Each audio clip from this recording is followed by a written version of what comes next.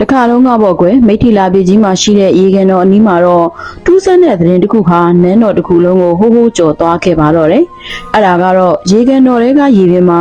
အလွန်တောက်ပတဲ့ဗဒမြားကြောင်းမြင့်ရတနာကြီးတစ်ခုမြင်တွေ့နေရတယ်ဆိုတဲ့သတင်းပဲဖြစ်ပါတယ်။ဒီသတင်းကိုကြားတဲ့အချိန်မှာတော့ဝိရဟိရမင်းကြီးကိုယ်တိုင်တွားရောက်ကြည့်ရှုပြီးကြည်ကြတဲ့တင်နကအမတ်တို့ဟိုရေကန်ထဲမှာကြည်စမ်းဗဒမြားကြီးကအရေးတက်လက်လက်နဲ့ငါရဲ့နန်းသူနန်းသားတွေကိုဘလောက်ဆဲဆဲဘလို့မှလက်ထဲပါမလာကြဘူးဒါဟာဘလို့ဖြစ်ရတာလဲလို့မေးမြန်းကြည့်ပါတယ်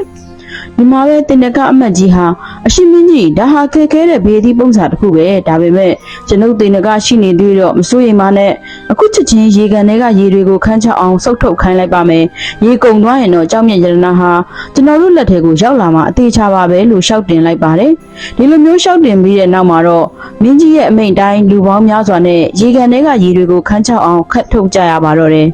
ရေကအောက်ခြေကရွှွနေတောင်ပေါ်လာတဲ့အထိပဲပေါ့ဒါပေမဲ့လည်းထူးဆန်းတာကရေကန်ထဲမှာဘာကြောက်မြတ်ရတနာမှမရှိပဲ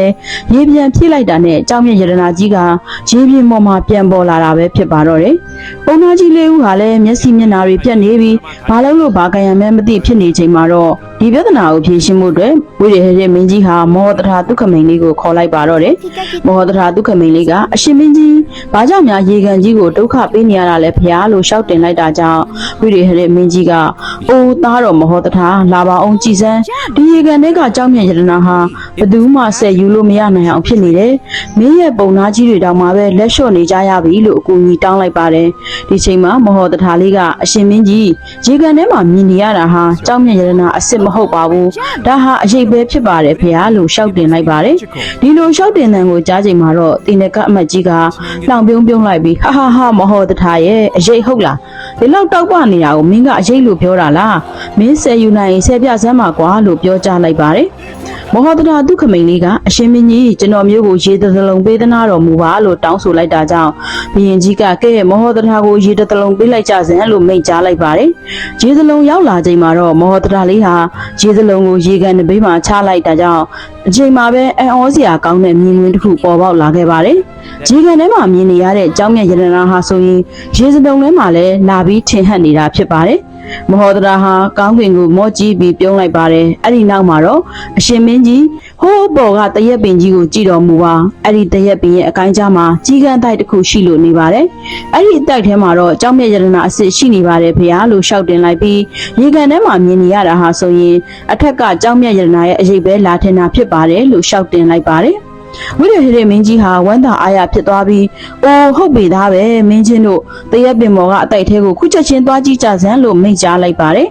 မင်းချင်းတွေဟာတစ်ပင်မော်တက်သွားတဲ့အခါမှာတော့တကယ့်ကိုတန်ဖိုးဖြတ်မရတဲ့ကြောက်မြတ်ရတနာကြီးကိုကြီးကန်းတိုက်ထဲမှာတွေ့ရှိခဲ့ကြရပါတော့တယ်မဟောဒရာရဲ့ဉာဏ်ပညာကြောင့်ရေကန်ကိုဖျက်ဆီးစရာမလိုပဲရတနာအစ်စ်ကိုရရှိခဲ့တာပဲဖြစ်ပါတော့တယ်ဒီလိုထူးခြားတဲ့လုပ်ရကြောင့်ဝိရဟိရမင်းကြီးက